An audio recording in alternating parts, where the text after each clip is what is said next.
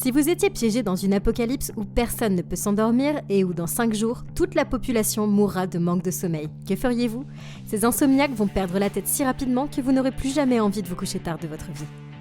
Je vais vous expliquer les erreurs commises, ce que vous devriez faire et comment vaincre l'apocalypse dans le film Awake. Cette famille va vivre la journée la plus longue de toute sa vie.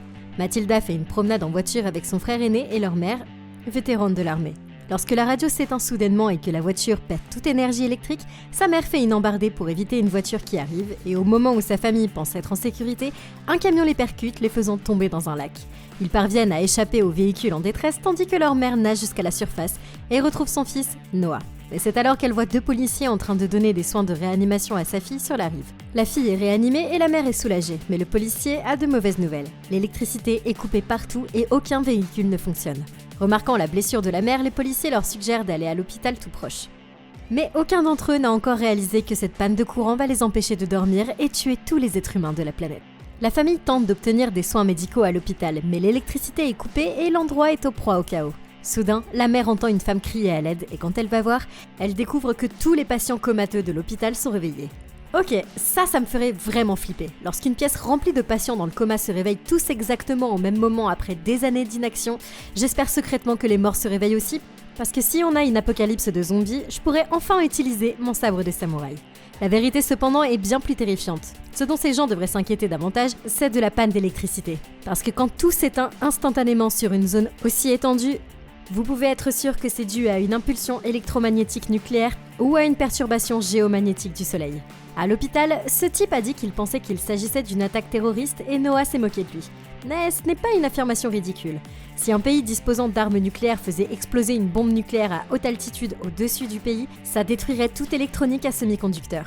Toute communication numérique serait impossible et votre smartphone ne serait pas le seul à mourir. Les satellites, les ordinateurs et les systèmes bancaires disparaissent également.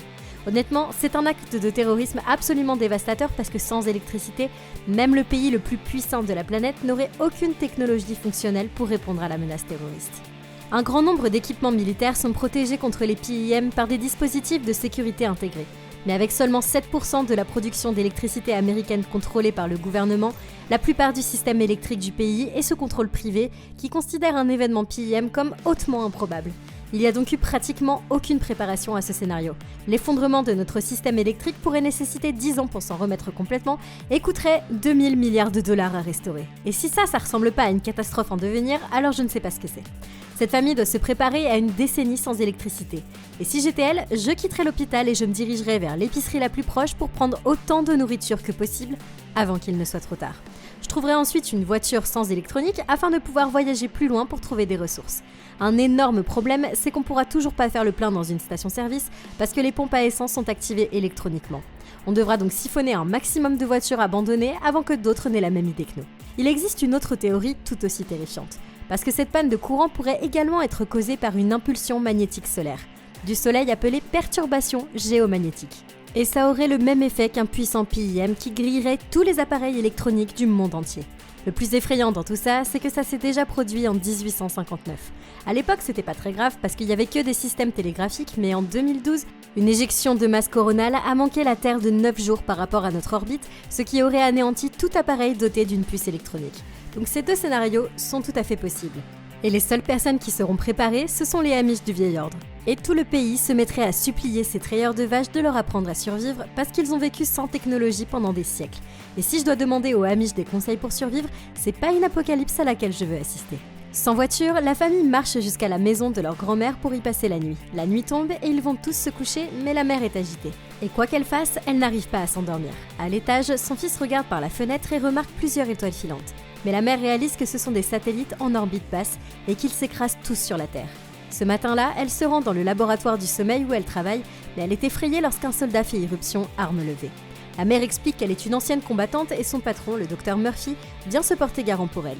La femme lui dit que le gouvernement met en place un centre militaire pour rechercher pourquoi personne ne peut s'endormir et il lui demande de se joindre à eux. Mais la mère refuse pour rester avec ses enfants. L'assistante de recherche lui dit qu'elle fait une énorme erreur et lui explique que du jour au lendemain, des personnes souffrent d'insomnie grave dans le monde entier et tout le monde mourra si un remède n'est pas trouvé. Mais il y a encore de l'espoir. Ils ont trouvé une femme qui peut encore dormir et ils croient qu'ils peuvent découvrir pourquoi. Elle lui dit que sa fille a pu dormir la nuit dernière et cela attire l'attention de l'homme. Il lui fait comprendre que si sa fille peut dormir, elle est l'une des 2 seules personnes au monde à pouvoir encore le faire. Réalisant la gravité de la situation, la mère quitte le bâtiment et se précipite chez elle pour retrouver sa fille. Ok, alors c'est une nouvelle assez terrifiante. Cet assistant de recherche vient de nous dire que sans sommeil, tout le monde va mourir. Et en fait, il a raison, parce qu'il y a une limite au temps que l'on peut rester éveillé avant de mourir. Le cas le plus long documenté d'une personne restant éveillée est de 11 jours. Mais des maladies comme l'insomnie fatale, qui vous rend incapable de dormir, sont fatales à 100% parce que sans sommeil, vos organes s'arrêtent complètement. Cela signifie que Mathilda sera l'une des seules personnes vivantes sur la Terre et qu'elle n'aura aucune compétence pour survivre. Alors ça change tout, parce que d'après les chercheurs, les symptômes du manque de sommeil apparaissent 2 à 3 fois plus vite que la normale. Ça signifie que 99% de l'humanité mourra en 5 jours au lieu de 12. Or, cette mère est réveillée depuis 24 heures, donc elle perd déjà rapidement son esprit critique. Si l'être humain moyen a un QI de 100, après 24 heures, le QI de cette femme pourrait être inférieur à l'intelligence de sa propre fille. Elle doit utiliser ses précieuses heures de fonctionnement normal du cerveau pour apprendre à sa fille tout ce qu'elle sait sur la façon de survivre. Elle est éveillée depuis 24 heures et dans 4 jours, elle sera morte. En courant à l'intérieur de la maison, la mère découvre que sa fille a disparu et Noah dit qu'elle est à l'église avec sa grand-mère. Ils doivent trouver une voiture en état de marche pour mettre la fille en sécurité et ils sont sur le point de quitter la maison lorsque le laborantin fait soudainement irruption. Il exige de savoir si sa fille est capable de dormir et son fils lui révèle la vérité, disant qu'il a réveillé la fille ce matin. L'homme insiste pour qu'ils aillent au centre de recherche, mais la mère refuse et pousse son fils dehors.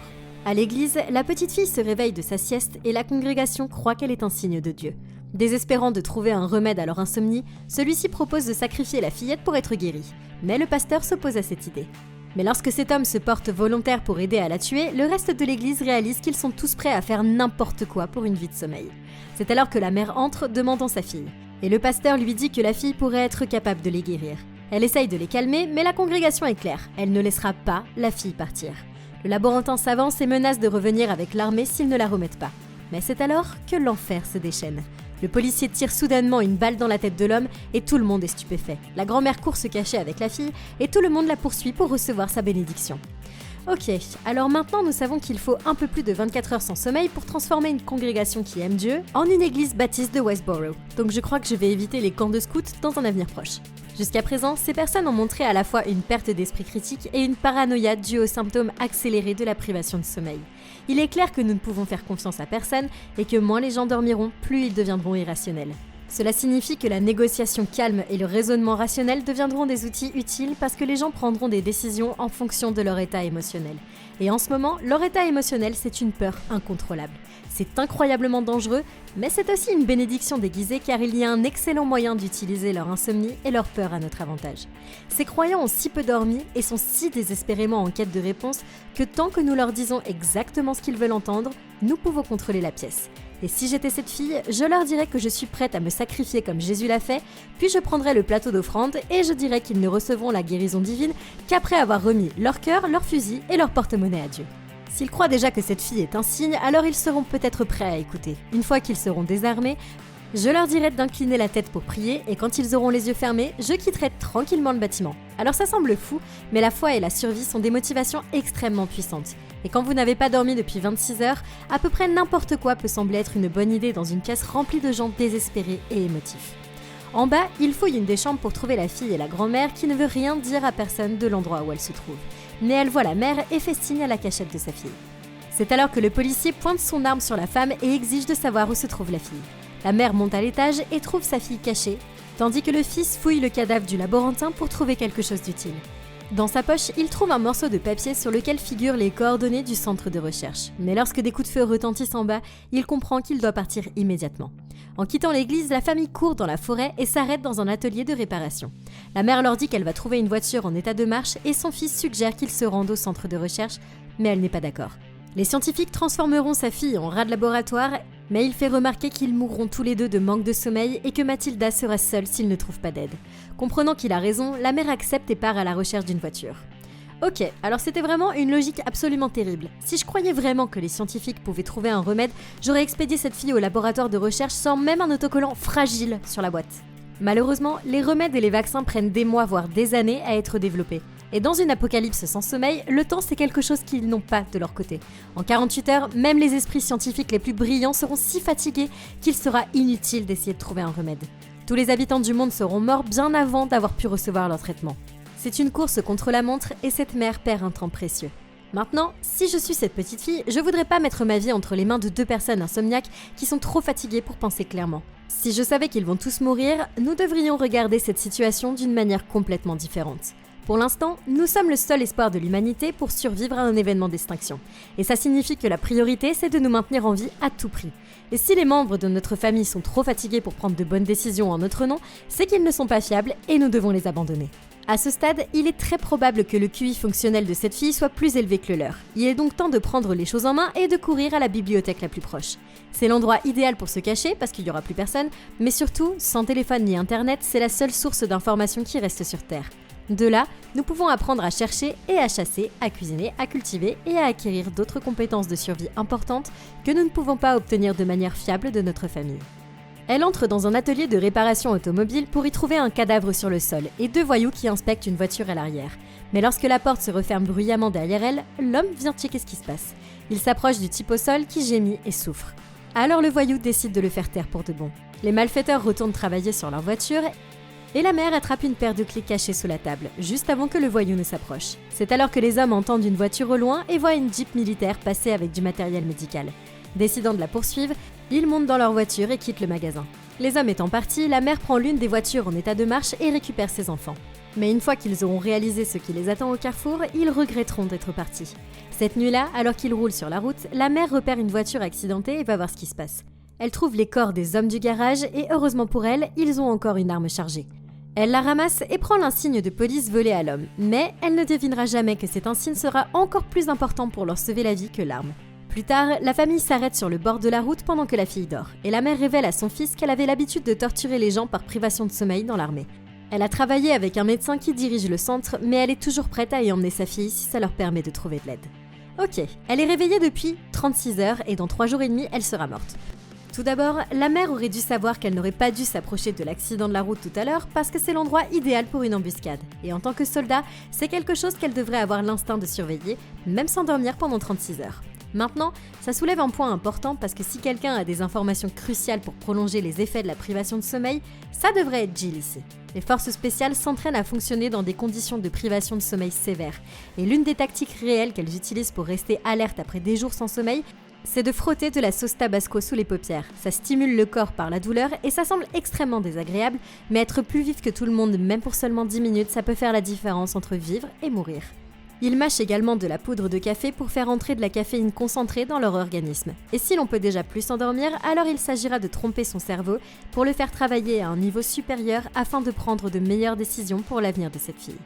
Et c'est pas son seul avantage parce qu'elle travaille aussi dans un laboratoire du sommeil et qu'elle a accès à toutes sortes de médicaments qui peuvent endormir les gens ou les garder éveillés pour les étudier.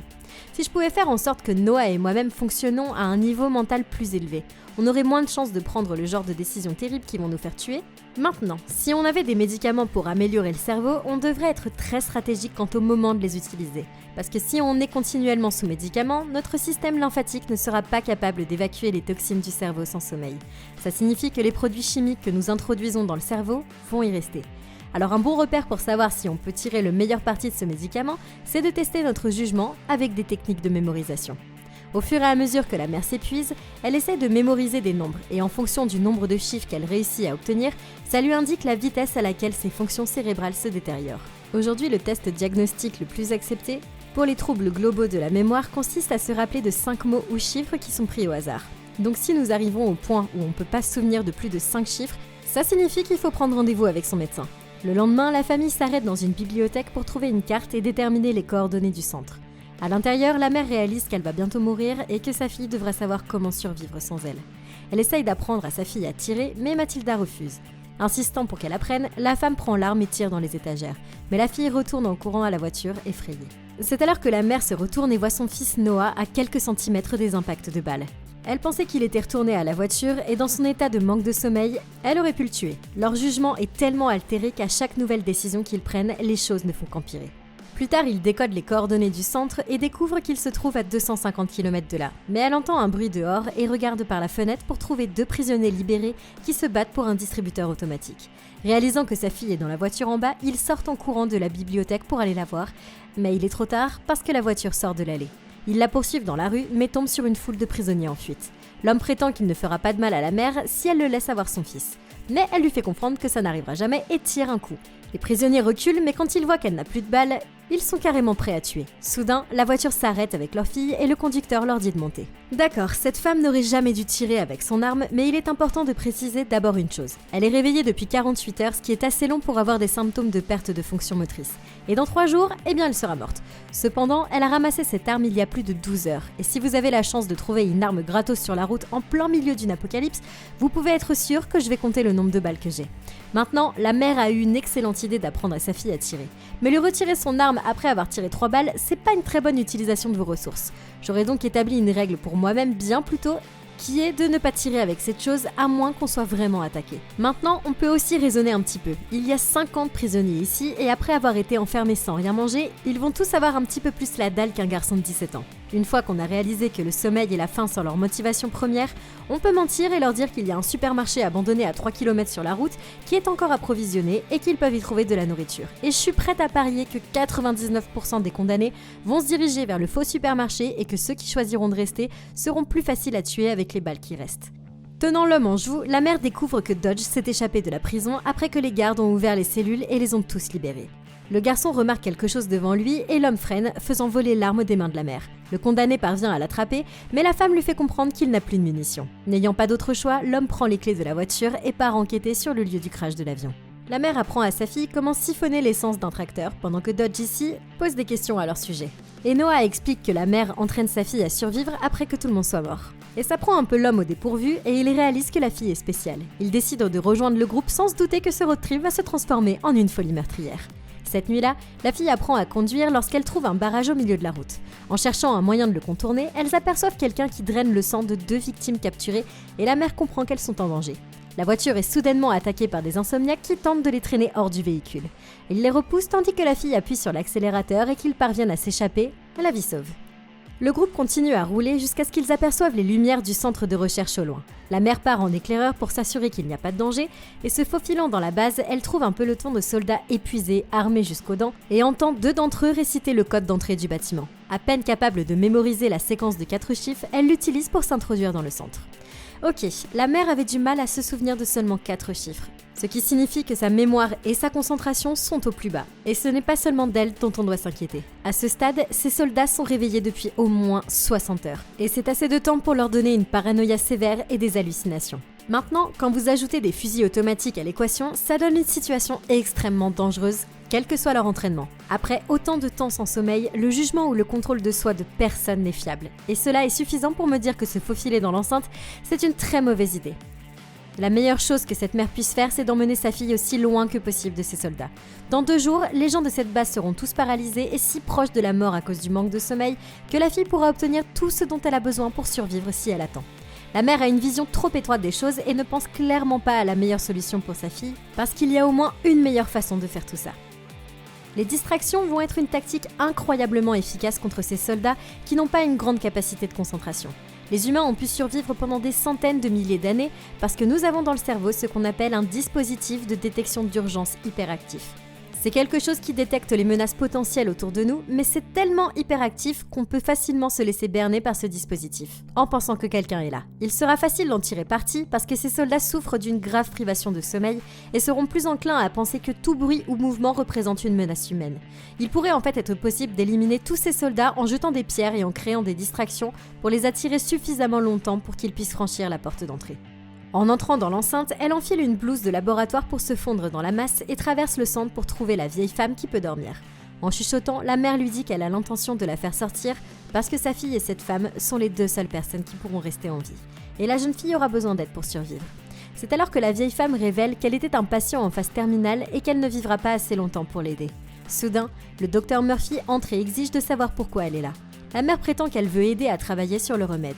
Le docteur est trop fatigué pour soupçonner qu'elle ment, mais admet qu'il n'y a plus d'espoir pour l'humanité. Le centre a seulement réussi à créer un cocktail qui aide leur cerveau à fonctionner sans sommeil, mais au prix de dommages cérébraux permanents.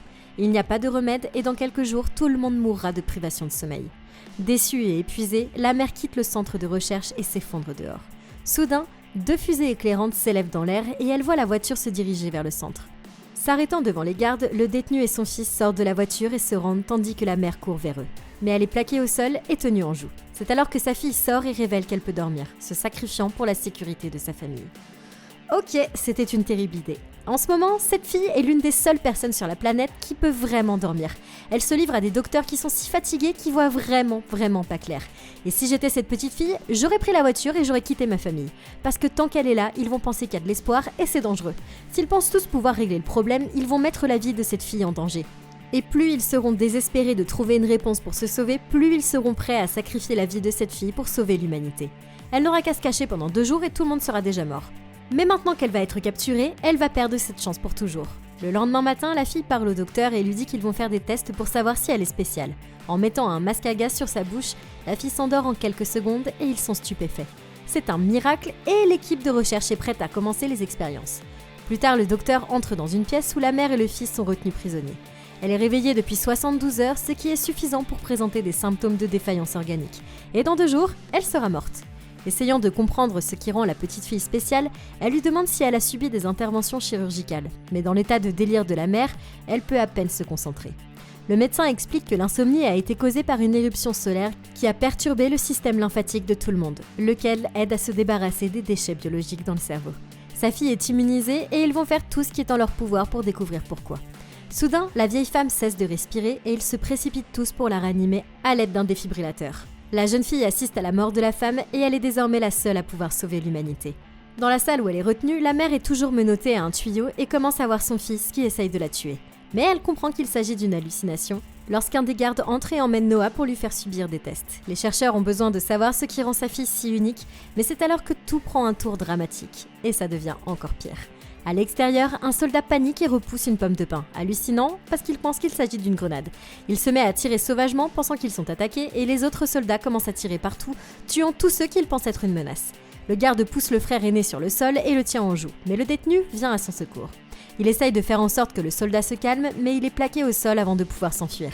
Un soldat entre dans la pièce où la mère est retenue prisonnière et demande si elle est Sandra. La femme répond par l'affirmative, pensant que ça pourrait peut-être l'aider à s'échapper lorsqu'un garde commence à tirer sauvagement avant de l'endormir définitivement. L'une des balles a touché le tuyau auquel la mère était menottée et elle peut maintenant se libérer. Dans la salle d'opération, le docteur se fait injecter un autre cocktail pour l'aider à rester concentré sur l'expérience. Mais c'est à ce moment-là que la mère entre. Le docteur prend la petite fille en otage, mais elle s'effondre soudainement de douleur. La fillette se rend compte que l'homme a intentionnellement laissé une bulle d'air dans l'aiguille afin de lui sauver la vie. La mère sauve son enfant et traverse l'installation en protégeant sa fille des soldats. Elle atteint son fils juste à temps pour voir qu'il a des hallucinations. Avant de couper un fil sous tension avec un scalpel, il s'électrocute. Réfléchissant rapidement, la fille va chercher un défibrillateur qu'elle a vu dans la salle d'opération et apporte l'appareil aussi vite qu'elle le peut. La fille le donne à sa mère et se dépêche de suivre les étapes d'utilisation de la machine, mais elle ne s'éloigne pas du corps à temps et le gamin est complètement secoué. Ils sont tous choqués par le courant électrique et la mère n'a aucune idée de si ses enfants vont survivre. Le lendemain matin, tous les gardes se sont entretués. Mathilda est vivante, mais Noah n'a pas bougé. Puis la fille se rend compte qu'il respire vraiment et le garçon se réveille. Il dit à sa mère qu'il a rêvé d'elle et fond en larmes. Comme tout le monde est mort dans le centre, il commence à charger des provisions dans une Jeep, mais la mère est tellement épuisée qu'elle peut à peine fonctionner. Elle est réveillée depuis 93 heures, ce qui est assez long pour présenter des symptômes de paralysie, et dans un jour, elle sera morte. À l'intérieur, la fille trouve un badge de shérif sur le sol, et une idée folle vient soudainement à son esprit. Courant dehors, elle retrouve son frère et lui dit qu'il est mort à cause de l'électrocution, mais que le défibrillateur l'a ramené à la vie. Elle demande alors si elle est morte dans le lac avant que les policiers ne la sauvent, et Noah commence à comprendre que le fait de mourir réinitialise les effets de l'éruption solaire, leur permettant de dormir. En regardant leur mère, les enfants réalisent que s'ils n'essayent pas de la sauver, elle sera morte dans moins d'1 jour. Ils portent leur mère jusqu'au lac voisin et la traînent dans l'eau où ils commencent à la noyer. Tenant la femme sous la surface, elle se débat un moment, mais elle est trop fatiguée pour lutter contre eux et meurt. L'emmenant sur la rive, il commence à lui faire un massage cardiaque et rien ne se passe, jusqu'à ce que soudain, la femme aspire une bouffée d'air et réalise qu'une mère ne peut jamais dormir tranquille. Alors, qu'est-ce que vous en avez pensé? Et comment vous auriez fait pour battre le film Awake? Comme d'habitude, vous me le dites dans les commentaires. Merci beaucoup d'avoir regardé la vidéo, n'oubliez pas de liker et de vous abonner, et comme toujours, vous pouvez retrouver la playlist Comment battre pour plus de vidéos comme celle-ci. Et d'ici la prochaine vidéo, passez une super journée.